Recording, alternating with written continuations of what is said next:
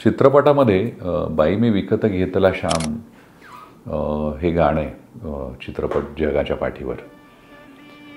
ह्या गाण्याचं कसं चित्रीकरण झालं किंवा कसं रेकॉर्डिंग झालं, हे गाणं कसं सुचलं असेल किंवा या गाण्याचा बाबूजींनी संगीत लावताना काय विचार केला असेल हे कळायला मार्ग नव्हता कुठलाच. ज्यावेळी बाबूजी म्हणजे तरुण सुधीर फडके मुंबईमध्ये फिरत होते, काम शोधत होते, मी गाण्याची कला सादर करतो, मला पैसे मिळतील का, 2 वेळचं खायला मिळेल का, ही भ्रांत बाळगून फिरायचे. त्यावेळी एका ते गिरगाव चौपाटीच्या एका बाकड्यावर जाऊन बसलेत, मागे समुद्र आहे शांत. त्यावेळी आजच्यासारखी गर्दी तिकडे अजिबात नसत. तर इथे ह्या सिच्युएशनला बसल्यानंतर मला असं खूप वाटलं की इथे कदाचित नाही खर्चली कवडी दमडी, नाही घेतला श्याम, बाई मी विकत घेतला श्याम, या गाण्याची सिच्युएशन आहे असं मला फार स्ट्रॉंगली वाटलं. ज्यावेळी तरुण सुधीर त्या गिरगाव चौपाटीवर बसला आहे त्यावेळी मला असं खूप वाटलं की आपल्याही गळ्यामध्ये पेटी आहे, आपणही लोकांना म्हणतो की मी गाणं म्हणून दाखवतो, मला पैसे द्या. काय अवस्था आहे, काय आपण हे जगणं आहे आपलं, अशी जेव्हा एक खंत घेऊन तो सुधीर बसतो त्यावेळी मला चटकन आठवलं ते म्हणजे जगाच्या पाठीवर या सिनेमामध्ये राजाभाऊ परांजपे गळ्यामध्ये पेटी अडकवून गाणं म्हणतात.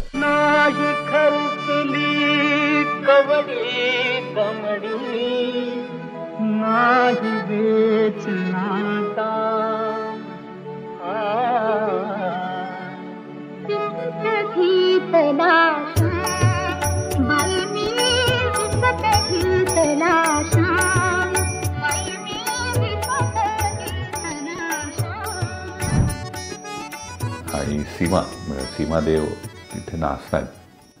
तर मला हा जगाच्या पाठीवरचा प्रसंग इतका जबरदस्त भावला होता. मला खूप वाटलं की इथे कदाचित सुधीर फडकेंना ती चाल सुचली असेल का, जी नंतर पुढे जाऊन 54 सालच्या चित्रपटामध्ये त्यांनी बांधली. म्हणून तो सुधीर बसतो आणि त्याला आम्ही आता त्यावेळेचा समुद्र उभा करायचा किंवा त्यावेळेचं गिरगाव चौपाटी उभं करायचं हे खूप चॅलेंज होतं, पण आमच्या टीमने ते सगळं यशस्वीरित्या उभं केलं.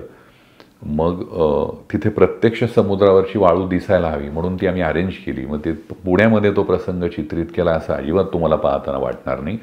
तिथे सुधीर बसतो, तो मागे वळून पाहतो. ती जगप्रसिद्ध सूर पेटीचा जो हार्मोनियमचा आहे शामराव कांबळेंनी वाजवलेला, तो पीस ऐकू येतो. सुधीर मागे वळून पाहतो आणि त्याला अत्यंत शांत असा समुद्र फक्त दिसतोय. आणि इथं दिग्दर्शकाच्या फ्रेममध्ये मला दिसत होतं की प्रत्यक्ष राजाभाऊ आणि सीमा बाई मी विकत घेतला श्याम, बाई मी विकत घेतला श्याम, ते गाणं परफॉर्म करतायत. तर त्या मिलिंदच्या गळ्यामध्ये तशीच पेटी आहे, तशीच टोपी आहे, ते धोतर, तसे कपडे, तो कुर्ता. तिथे त्या सुधीरचं रिअलायझेशन आहे की ही कदाचित अवस्था माझी पण झाली आहे का, मला पण आता गळ्यात पेटी अडकवून अशा पद्धतीनं करावं लागणार आहे का. कट टू तुम्ही जेव्हा पाहता त्यावेळी तेच गाणं आशाबाई भोसले स्टुडिओमध्ये गात आहेत, बॉम्बे रेकॉर्डिंग स्टुडिओमध्ये. आणि त्यांच्या समोर बसलेले जो मला सुधीर फडके दिसतात म्हणजे बाबूजी सुनील. आणि ते गाणं संपतं एक कडवं. गाण्यामध्ये एक चहाचा ब्रेक घेतात बाबूजी, आशाबाईंना सांगतात उत्तम तू गायलीस, तू जरा चहासाठी ये म्हणून. ते जेव्हा दोघंजणं बाहेरच्या डिस्कशन रूममध्ये येतात त्यावेळी तिथं गदिमा बसलेत, राजा परांजपे बसलेत.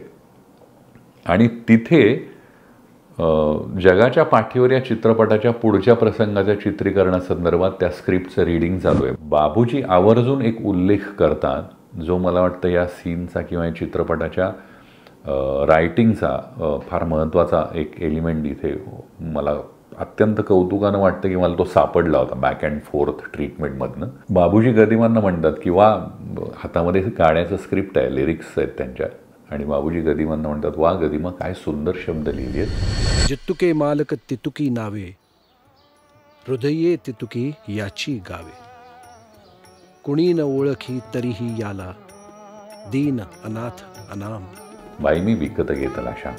गदिमांनी लिहिलेल्या शब्दामध्ये चाल लावत असताना बाबूजींनी कदाचित स्वतःला अप्लाय केलं होतं की काय, असा भास त्यांच्यासमोर तो उभा राहिल्यामुळे. कारण तो प्रसंग आपण जो आधी पाहतो की ती सेम कंडिशन, ती सेम सिच्युएशन बाबूजी जगत होते, म्हणून हे गाणं कदाचित बाबूजींनी अत्यंत चपखल चालीत मांडलंय की काय, हे प्रेक्षकाला खरं वाटायला लागतं.